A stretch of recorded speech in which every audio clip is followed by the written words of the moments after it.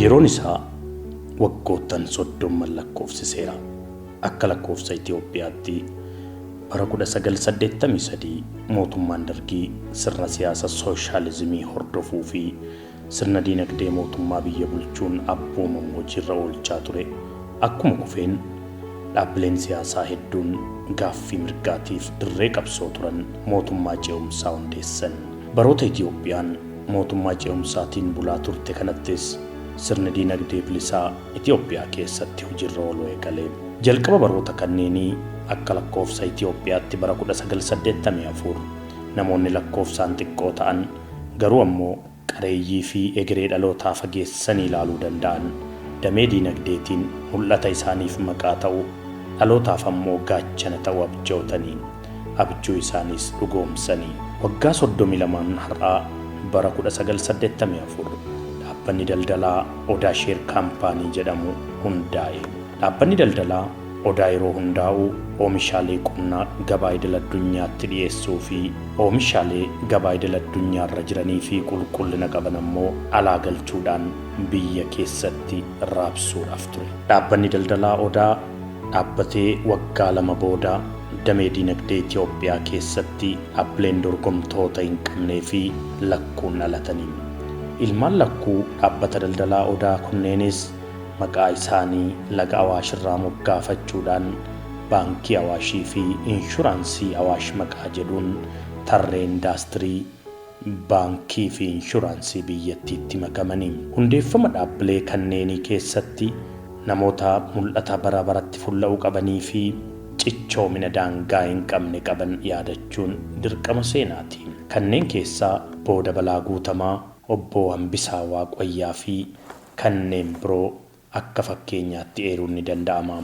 Qophii keenya addaa kanaan seenaa waggoottan 30 dhaabbilee kanneenii guutummaa isaa seenessuudhaaf miti.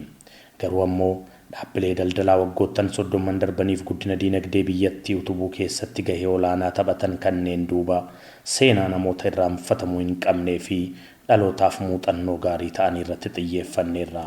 Ka'umsi xiyyeeffannoo keenyaas tibbana maanajimentiin inshuraansii Awaashii fi baankii Awaash nama seenaa hundeeffama dhaabbilee kanneenii keessatti ashaaraan isaanii ifee mul'atu tokko iyyaafachuudhaaf gara mana jireenya isaaniitti imalanii. Obbo Dabalaa Guutamaa bara 1943 godina Wallaggaa Lixaa aanaa mana Sibuu Mandiitti dhalatanii. Keessi yeroo sanaa fi maanguddoon har'aa Obbo Dabalaa Guutamaa bara 1980 gara jalqabaa dhaabbilee daldalaa kanneen hundeessuu keessatti gaheen isaan bahatan laayyoo hin turre. Warri yaada kana fidan wanuraa privatization keeddaramne wanti dhufuu danda'eef privatized warra ta'uu kun tarii waa'ee baasu jenneetu privatization poolisiin biyya adda addaatti immoo sagantaa quubsaadhaan hojjetanii achi kan jiru. Nus kana yaada kanarraa kaanee Awaash Odaa Sheer Kaampaaniidha kanaan dura hawwannoo ta'e. Odaan namoota keenya warra diriijitii kanatti hiikee jiru kan totochoose kan yaada isaas nuti qopheesse warra yeroo sana siltaana warra qabanii wajjin haasa'ee xinaatii baankii inshuraansii hawwannoo taane xuruu ta'aa jechuudhaan warri boordii Odaa Sheer Kaampaanii kana walii galaniitu financial institutionii kun already sardameera mootummaan isatti ta'ee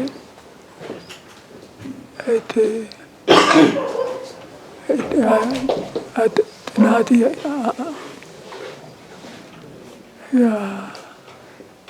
kanumarraa yaada privatization kun immoo dafee kan qabate Odaa Sheer Kaampaanii kan jedhamudha. Odaa Sheer Kaampaanii kun diriijitii kan bankiis kan inshuraansiis kan real estate Garabiraanis imala warri jiran walitti sassaabamanii odaan immoo warra kana walitti sassaabee yaada isaa dubbatee sooner or later mootummaan piraayivetaayizii godhaa inshuraansii baankiis piraayivetaayizii gochuu isaanii nafu piraayivetaayizii poolisiin utuu hin qophaa'in ekonomii keessatti wanta cimaa hojjete jedhanii amanuudhaaf wanta rakkisuuf odaan responsibilitii isaa achuma warri boordii keessa jedhanii responsibilitii isaa fudhataniitu. Obbo Dabalaan akka yeroo sanaa ari'anii hin qaqqabanii dubbatanii sin dhageessisanii qomne isaanii halkan muraasatti qorannoowwan daldalaa fuula 200 ol barreessu har'a dadhabeera. Miiltoowwan isaanii biratti garuu har'as faanni obbo Dabalaa Guutamaa akkuma kaleessaatti yaadatama. Obbo Hambisaa Waaqoyyaa nama hundeeffamaa Odaa fi dhaabbilee biroo obbo Dabalaa waliin hundeessanidha. Keessumaa Dabalaanii kifla hagarii deemee namoota kaampeenii godhaa ture. Iddoo adda addaa lafti hin jiru. Karaa keenya iddoo baay'ee dhaqeera. Walgahii adda addaa Addis Ababaatti immoo yeroo yeroodhaan goona. Horiis yeroo sana baay'ee waan hin qabnee fi namootis biiroo nuu kennanii sibsabaa addaraashii nuu kennanii nama baay'ee waamna turre walgahiidhaaf. Nama keenya keessaa nami hundumtuu poozitiivii ta'e nu gargaaruudhaaf wanta kana akka hojiirra oolu akka ta'uu fi nu wajjin dhaabate malee nami nu keessaati namoota keenya keessa nami objektiin godhellee hin jiru. Namoota adda addaa baankii inshuraansiin dhaabate jedhanii dhufanii turanii garuu booddee nu dhiisanii deeman. Yartuudha. Namoota keenya keessaa garuu namni nu dhiisee hin jiru. Kifla hagariidhaas lafti nuuf hin jiru. Honestly naannoo baay'ee immoo dabalaa ture. Baankii fi inshuraansii dhaabuudhaaf kan yaade Odaadha. Odaa irraanfachuu hin danda'amu. Odaa irraa immoo sirumaa baay'ee waan kanarratti socho'aa jiru namoota walitti hin qabaa ture. Hundumtuu walii galanii hojjetanis obbo Dabalaan ga'een isaa baay'eedha kanarratti. Ani humtuu mataa koo bilbila naa bilbilee obbo Hambisaatu waan akkanaa yaadaa jirraa oduu wajjin hojjenne maal sitti fakkaata? Hoggaanaan jedhu nan jaaladha baay'ee natti tola nan dhufan jedheeni bakka bilbilaan wal argine dura. Yaanni egaa dura kan obbo Dabalaan kan natti himu kan qabadhu namni keenya waannoo keessa biizinasii keessa hin jiru. Kan hin jirreef immoo baankii malee biizinasiin hin ta'u. Baankiin jiraate immoo inshuraansiinis jiraachuu qaba. Kana lamaan walitti goone oduu calqabne namni keenya kun akka galuuf hin ta'a. Biizinasii keessas akka seenuuf gargaarsa baay'ee kennamaa oduu kana goonee jedhame. Kan immoo baay'een jaaladheeni. Egaa ergasii calqabee ani karaa inshuraansiitiin namni baay'een hin jiru ture. Anuma duwwaatu ture nama 2-3 barbaanna jennee warri barbaanne sanis obbo Hambisaanii yaadata. Biiruma Odaa san dhaquu sodaatan. Hin shakkan biiroo Odaa hoggaa dhaqan achumatti hin qaban namanii hafan itti fakkaata. Boru dhufna naan jedhanii hin dhufan jedhee hoggaan eegu sa'aatii wala tokko hoggaa hafu akkana naa bilbilaniiti lakkii har'a natti hin tollee naan jedhan. Sirumaa nama 2 baay'ee yaadadha. Nan hin dadhabne akkuma waan godhudha beetan kuuma kiyyan hojjedhe inni immoo isaan baay'ee na jajjabeessanii homaan ta'uu jedhanii. Egaa yaanni itti dhufe nama keenya biizinasii keessa akka galu. Modern business keessa akka galu baankii fi inshuraansiin hin barbaachisaa jedhamee nama gaa kontaaktii godhuun yoo jalqabu. Ani harka guddaa nan hojjedhe orgaanaayizii godhuu irratti, fiizibilitii isaa qopheessuu irratti, hoo calqabame akkamitti akka itti hojjetamu organizational structure, maanuwaalii, poolisii, inshuraansii kana qopheessuu irratti harka guddaa hojjedhe. Garuu waan kaanis jara isaan wajjiniin hundumaa hojjennaa turre. Akka carraa ta'ee namni fedhii baay'ee qabaayyu. Garuu tokko horiin qabu. Nama baay'een immoo dhugaasin ta'a. Kuni lafarra oolee hojjarra oola jedhee shakkii qabaniyyuu. Waan lamaaf shakkii qaban. Tokko nama baay'een horiin qabu. Lama mootummaan waan kana hin hayyamaa akkuma sila obbo Hambisaan jedha hin jiru homtu. Garuu wanni jiru maal ture Green Book or maal taate hin jirtu takka Ihaadig akkuma galeeni fuulduratti baankis, inshuraansii akkanatti paabliikidhaa hin hayyamamaa jedha malee yaada fedhii akka qabu mangistiin beeksisa. Isumarraa ka'eeti kun hundi kan calqabame. Sirna laaqanaa maatiiwwan kanneeniif qophaa'e irrattis obbo Dabalaa Guutamaa ragaawwan waggoottan 30 dura dhaabbileewwan kanneen hundeessuudhaaf qorataman qindeessanii hooggantoota baankii Awaashii fi inshuraansii Awaashitti dabarsanii kennanii.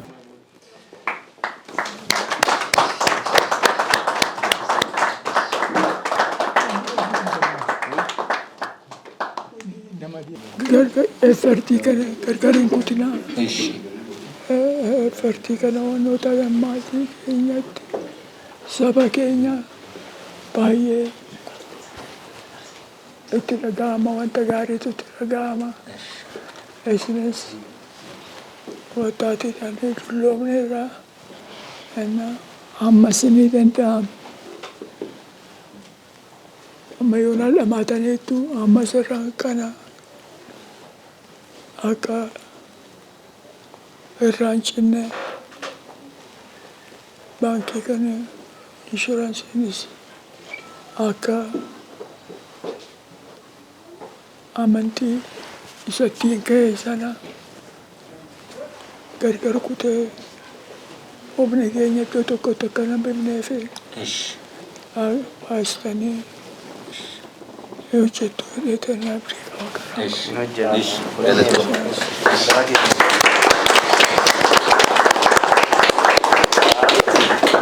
Hooggantoonni dhaabbilee kanneenis imaanaan isaanitti kenname ulfaataa fi galaa dhalootaa ta'uu isaa himanii kana galmaan ga'uudhaaf cimanii akka hojjetan dubbatanii.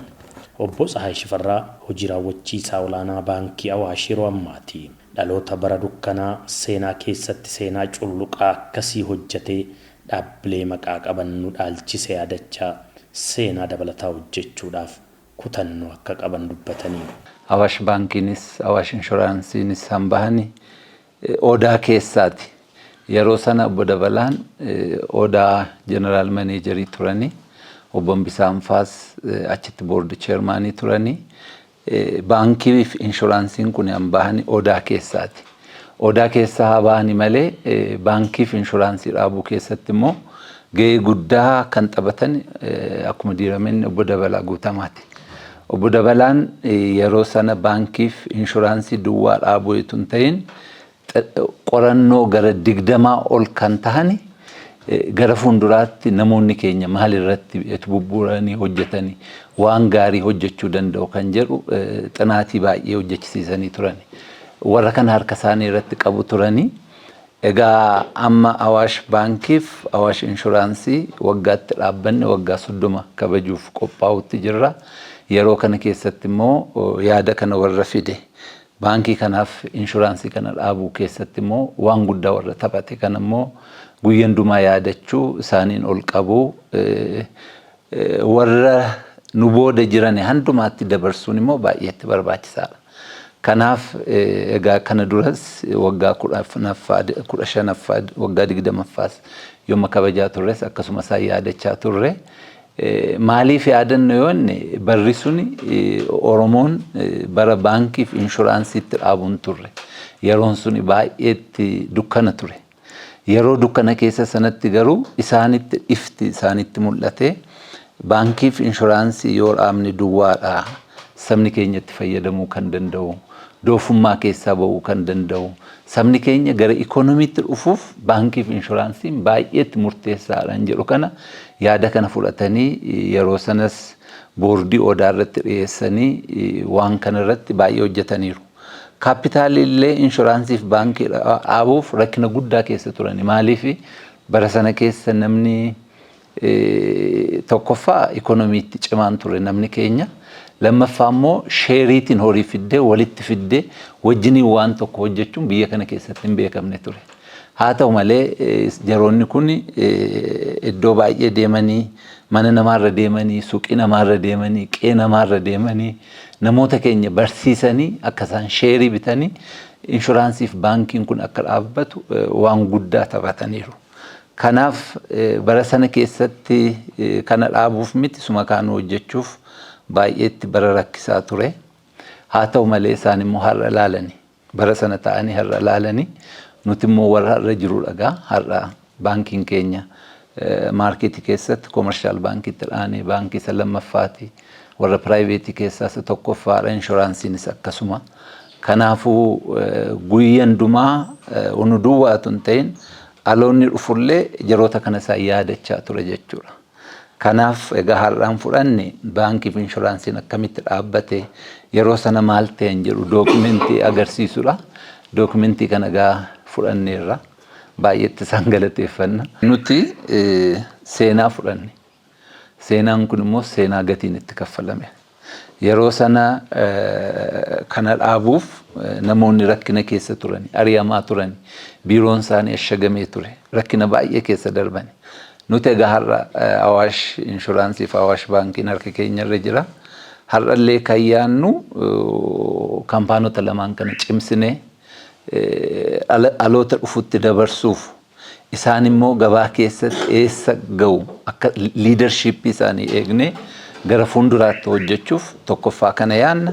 Lammaffaa immoo Awaash baankii fi Awaash inshuraansii jechuun iddootti sabni keenya walitti qabamu, iddootti ikoonomiin ka'uu danda'u, iddootti nooleejiin kireetii iddoo ta'eef gara fuulduraas namoota keenya walitti qabne baankii fi inshuraansii guddisuu irra darbeeyyuu kaampaanota warra kaaniyyuu wajjiniin akkamitti dhaabuu danda'ama isa jedhu sanarratti egaa gara fuulduraatti irratti haasofna. Waan kun waan nu laatame kun waan qallaalii miti egaa Waaqayyos nu gargaaran jedha. Seenaan kaleessaa isa har'aatiif bu'uura akka ta'e kan himan ammoo hojii raawwachiisaa olaanaa inshuraansii Awaash obbo Jibaat Alamnaati. Oromoon nama maaku isa kaleessa beekutu har'a dabarfataadha. Obbo Dabalaas, obbo Hambisaas, obbo Tsaggaayis warra kaanis jiru, warra lubbuudhaanis jiranis lubbuudhaanis darban. Innaa yaadannu mana barumsaa innaan fitu Awaash kan nama keenya akka ta'e beekadheen Awaash galee naa galu. Kun jechuun jarri ergannanii Awaash keessa galee bu'aa ba'ii keessa darban hundeeffama odaa maqaasaa jalqabee odaa jechuun Oromoodhaaf maal akka ta'e beekamaadha. Isa booddee immoo lakkuuleen odaa Awaash inshuraansii fi Awaash baankiin erga dhaabatan erga isaaniin arge immoo erga akkuma mana barumsaatti ba'ee galee booda namoota akka obbo Dabalaa, obbo Hambisaa biiroos deddeebi'anii dhufu. Jaarmiyaan kun isaan kana hin guddannee kaapitaal isaas xiqqaadha. Namni inshuraansii garuu namni hojjetaan achi keessa nama 160 ture. Kanaafuu biiroo keessas wal beeka namni inshuraansiinis baankiinis boolee iddoo tokko turre gamoo tokko irra turre waan ta'eef nutti himu. Waan nu keessa jiruus isa kaleessa isaan irra barannedha. Har'a Obbo Dabalaan dadhabaniit malee seenaa baay'ee sitti himuu danda'u bu'aa ba'ii isaan ba'an. Jaarmiyoota kana odaan naa dhaaban rakkoo bu'aa ba'ii baay'ee arganiiru. Amma hidhamutti dubbachuu hin dandeenye malee amma hidhamutti. Maaliif akkuma beekamu waggaa 30 miti erga sana booddee immoo bu'aa ba'ii lafee meeqatutti cabee dhiigni meeqatti dhangala'ee sabni kun as gahe hin beekna. Jarri kun immoo yeroo sana keessatti saba kana yeroo baay'ee Obbo Dabalaanis namoota lubbuunis hin jiranii qaamaan naannoo argan akkuma obbo Dhugumaa Hundee kana fa'a. Nuyi biiroo keessan naannoo argan yeroo sana maal nuun jedhu nuyi sheerii baankii fi inshuraansii kan dhaabne bu'aa argachuufi miti. An gurra kottiyyuu kana dhagayeera. Bu'aa argachuufi miti. Isiniin biiroo keessatti namni keenya afaan dubbatee biiroo keessatti hojjetee waa bu'ee galuun waan guddaadha. Sabni kun waan keessa jiru waan beeknuuf nuun jedhu. Xiiqii abbootii keenyarraa horanne milkeessuun gahee keenya isa ijoodhas jedhan obbo Jibaat. Nu immoo seenaa isa durii barreeffamaan yookaan immoo namoota abbootii keenya akaakayyoota keenya waan nutti himan beekna malee akkasitti immoo waan miira isaanii keessa jiru kaayyoo kaampaaniin kun itti dhaabbatan isaanirraa argachaa guddanne. Kanaafuu nuyi akka Awaash keessatti nuyi hojjennee as geenyu waan baay'ee nu keessa jira. Xiiqiin nu keessa jira. Bu'aa bahii isaan darban gatii guddaa kan isa qabu. Amma Oromoon innaa goota jedhee dubbatu goota meeshaa qabatee eeboo qabatee gaachana qabatee farda lolee diina lolee dhiiga isaa dhangalaasee lafee isaa cabsee jedha. Garuu jarri keenya kunis immoo yeroo sana sabni kun ikonomikaal empowermentii hin qabu. Namni diinagdeedhaan hin cimne namni diinagdeedhaan waan qabaanne kan bira ijoollee isaa barsiifachuu hin danda'u. Ijoollee isaa yoo barsiifate immoo namni barate akkuma Jeneraal Taaddasa Birruun seenaa uummata keenya keessa jedhan san waa gochuu danda'a jedhanii yaadu. Jarri kun immoo isa jedhamaa jire san namni keenya ikonomikalii strong yoo ta'e diinagdeedhaan yoo cime yoo biizinasii wajjin hojjechuu danda'e waan baay'ee fiduu danda'a. Jijjiirama guddaa. Yeroo baay'ee Obbo Dabalaan seenaa Saawuz Afrikaa siyaasa warra gurraachaa fi warra adii hin kaasu. Amma warra gurraacha stiil diinagdeedhaan akka dadhabaa ta'an waan beekaniif. Kanaafuu kaampaaniin kun nuyi jala isaanii akka ijoolleetti guddinu seenaa kana dhagaa guddan.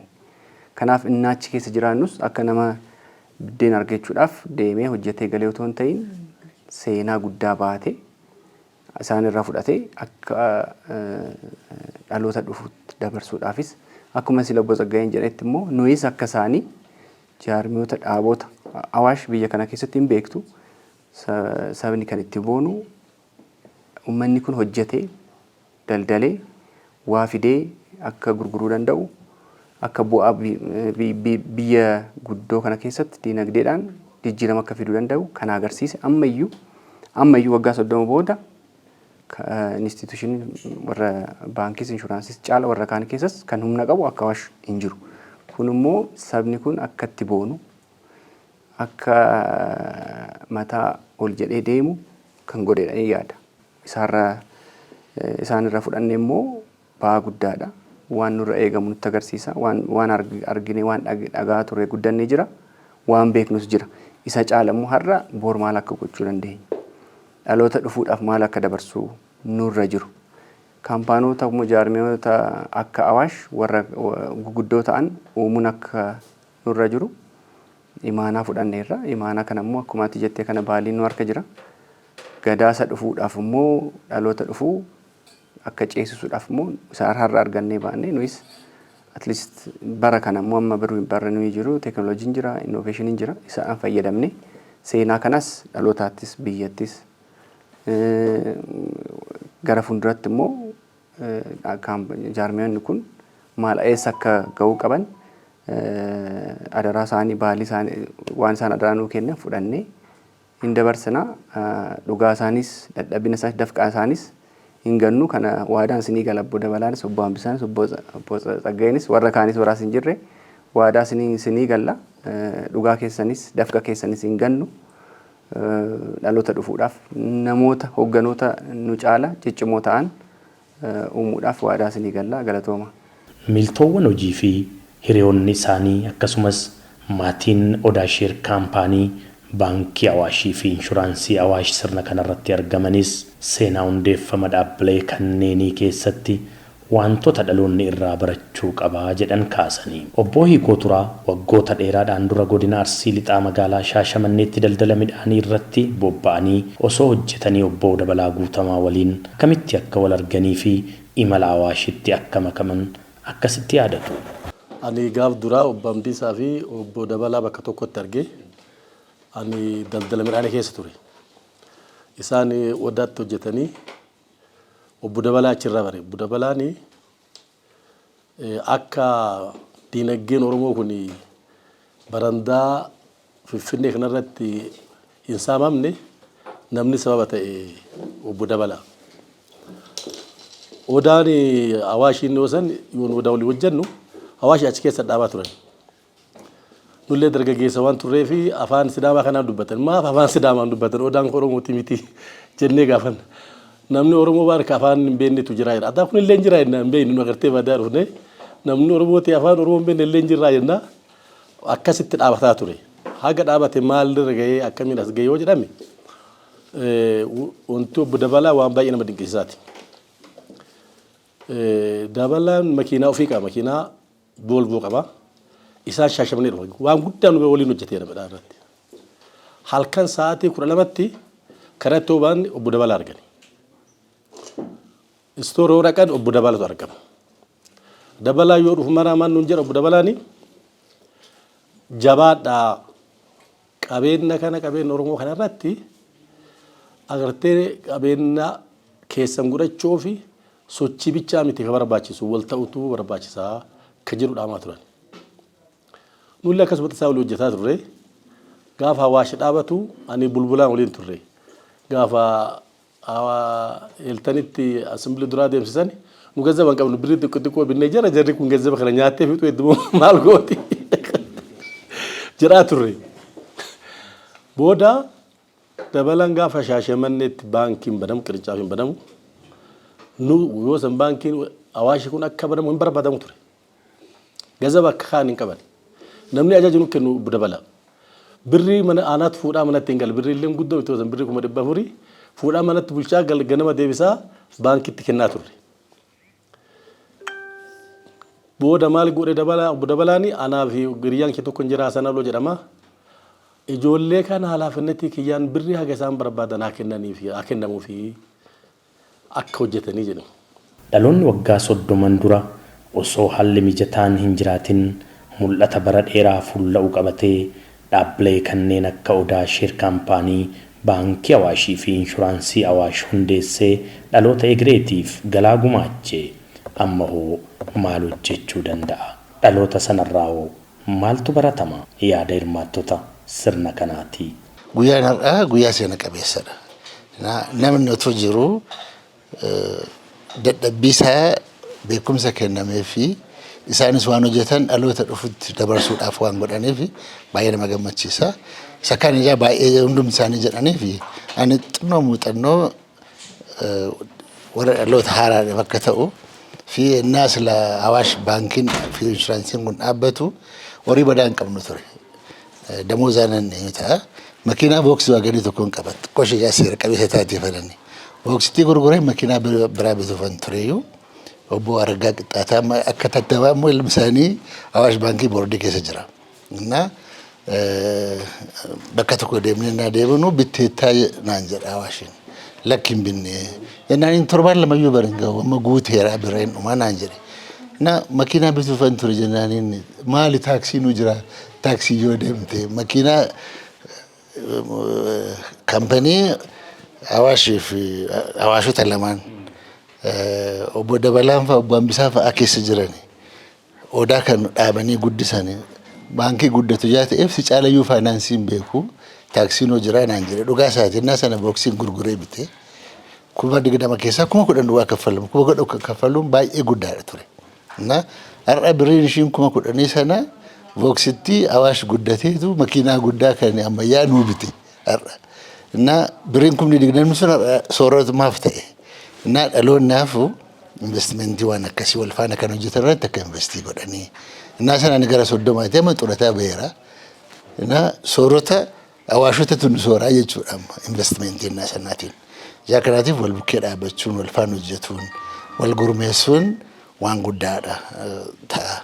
Egaa Awaashonnis maanaa fudhatanii har'a waadaa akkuma galanitti obbo Tsaayii fi obbo Jibaatii kaampanoota biraa akka dhaabanii akka gargaaranii sabni keenyas immoo kaampanoota dhaabbatu gara fuulduraatti faana sheerii bitanii akka faana cimsanii kaampanii kan ganama Awaash caalaa mul'atu akka dhaaban ergaa dabarsuu barbaadama. Waa'ee obbo Dabalaa hoo kaafne sirriitti waan maal akka ta'an waanan beekuuf waggaa 9 boordii turre Odaarra wajjiniin obbo Dabalaa jechaani akkattan ibsuun beeku. Xinnoo na dhiba. Akkumatti akka namaatti nama hundaaf waan ibsamu ol isaanii ibsamuutu irra jira. Isaan ga'een isaanii waan guddaadha. Awaash inshuraansii fi Awaash baankii bichaa moti isaan hawwiin isaanii baay'ee ture. Garuu jara kana lamaan irratti waan guddaa uummata keenya waan guddaa dabarsaniiru. Nullee fayyadama guddaa arganne kaampaanota kana lamaan irraa. Isaanumarraan ka'e gaafiin gaafadhaan ture. Namni baay'een akkanatti hoggaa wal geenyu kana nama tokko yaada tokko an kaasu. Eenyutu kaaseen jedhuun gaafii qabaa ture ani. Warruma hiriyaa isaanii wajjiniin waan kana huuman gaafadhee tanan maaliif kana kaaftaa? Odaa hoggaa humnuyyuu odaanuu rakkoo nutti fide. Ammas immoo rakkoo nutti fiduuf jara kana baankii fi inshuraansii dhaabna jettaa jedhaniini warri hiriyoota isaanii warri lolaniin jiru. Amma dhugaa dubbachuudha. Sirriitti waan beeknu fana haasa'uu barbaada. Waan kana ta'eef obbo Dabalaan kana jenneetuma an ibsinuu miti. Nama akkanaas hin qabnu. Anan biraas nama akkana hammana nuu ga'u kana hin qabne inni yaannu. Garuu waaqni umurii isaanii ammas fayyummaan isaanii waaqni isaan biraa dhaabbatu waan jedhuun qaba. Maaliifi yeroo baay'ee barumsa guddaa mana barumsa guddaa irraa argannaa turre obbo Dabalaarra. Ijoollee nuun jedhu boordii charmaanii keenya turanii warra boordii tana dura turanii kana balleechan jettanii akka hin dubbanne waan fuulduratti hojjennu bichaa soofnu jedhu. Kuni akka wannooti tan kaasa yeroo baay'ee boordii keessatti illee waa'ee boordota biraa dura darban waan isaan balleechan irratti hin haasofnu. Waan fuulduratti hojjennu bichaa haasa'anu hin jedhu turan. Kun egaa barumsa guddaadha jedheetanii ani ofii kiyyaana fudhadhe. Wal'aansoo guddaa keessa darbee tanas ga'e. Hidhamuunis jira ture, ari'amuunis jira ture. Maqaa baasuu irratti illee Awaashaan jedhamu kana irratti rakkoo guddaa arganiiru.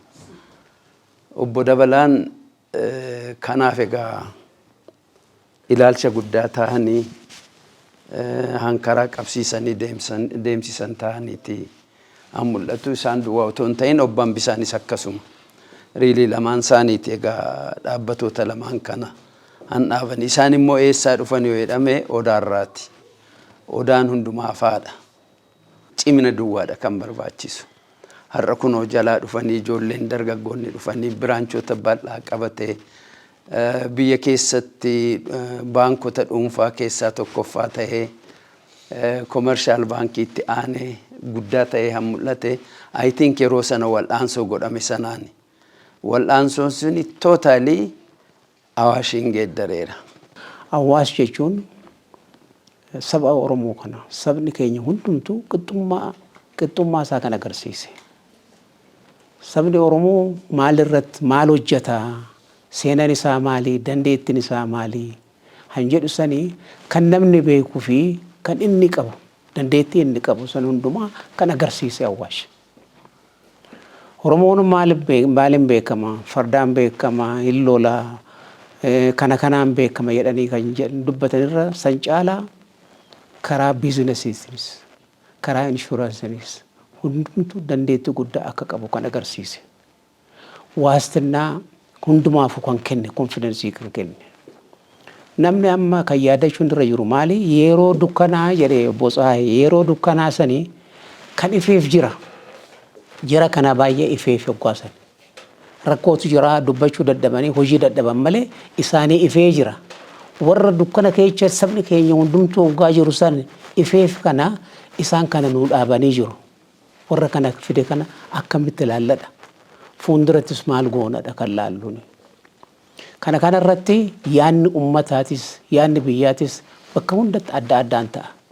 Han biyyaa yoo fudhanne amma kan akka Jarman kan akka Ameerikaa yoo fudhanne nama wulataa nama baay'ee biyyaa hojjete saba waan hojjete kana hawulti tokko dhaabanii akka namni yaadatu. Genereeshinii dhufu dhaloonni dhufu kun hundumtuu akka yaadatu isa akka laalu han godhan. Jaarmiyaan tokko gisee hojjetamu dedication jira, amanamaan jira, objective kaayyoon jira jechuudha. Kanaanii silaa waa gaafattee turte. Jabana sana keessa attamitti yaadi kun ka'ee kan jedhamu kaaftee turte. Innaa yaadi sun kan ka'e obbo Dabalaanii maal jedhanii ijoollee jedhan profeesara qabna, doktoroota qabna, ekonomistoota qabna. Garuu kun hundumtuu ajajamanii jiraatu malee ajajanii hin jiraatanii. Kuni gaddaramuutu irra jira jedhanii nutti himan. Innaa kana gaddaruutu nurra jira. Warra abbaa qabeenyaa qabu immoo dadhabaa jirraati. Oromoo entrepreneurship uumamuutu irra jira. Kan jedhamuutu odaan keessatti wal harkisan hin beeku dura. Kanaan odaa sheerii namni bite naannoo yaadadhu namni 50,000 bitate waggaa 3tti 143,500 wanta akkasii kana namni argate triplii ta'e al 3 dabalame jechuudha. Kana keessattuu maaltu dhaabbate odaa qofa utuu hin ta'in wanni gadaa agiroo industirii fi boora riil isteet kan hin kaane kanan lamaanuu dabalamee akka sila Tsaahee dubbate wanni baay'ee kaa'amee jira kan ittiin hojjetamu ture. Kanaan ta'eetu waggaa 3 keessatti immoo Awaash baankii, Awaash inshuraansii fi odaa biildiingiitu dhaabbate. አዋሽ ባንክና ኢንሹራንስ መስረታ ላይ ያለ የመጀመሪያ ተቀጣሪ ነው ነበርኩኝ እና የቀጠሩኝም አቶ ደበላና አቶ አምቢሳ ናቸው። በወቅቱ እንግዲህ ገና ስራ ስጀምር መመሪያ የሰጡኝ ሁለቱ ናቸው እና ይሄን መመሪያ ሲሰጡኝ ይሄ ሁለቱ ድርጅት እንግዲህ አሁን ያልተቋቋመ ቢሆንም ተስፋ ሳትቆርጥ ፊውቸሪቲውን አይተ ይሄን ሁለቱ ኢንስቲትዩሽን ከተቋቋሙ በኋላ ብራይት የሆነ ፊውቸሪቲ እንደሚጠብቅ እና ተረካቢ እንደምሆነም ጭምር መመሪያ ሰጥተውኝ ነው ስራ ያስጀመሩኝ። እንግዲህ የመጀመሪያው አክሲዮን ሲሸጥ ማርች 1994 ወይም መጋቢት 1985 ነበር። እንግዲህ ከዛ ጊዜን ጀምሮ ሀ ብለን የጀመርነው ሼር መሸጥ የዛን ጊዜ ነው እና ከዚህን ጊዜ ጀምሮ መጋቢትን፣ ሚያዝያን፣ ግንቦትን እያለን ስናስቆጥር የነበረው ሂደት በጣም ፈታኝና ከባድ ነበር በወቅቱ። ቆጲ ኬኛ ጥሙሬራ ሆራብላ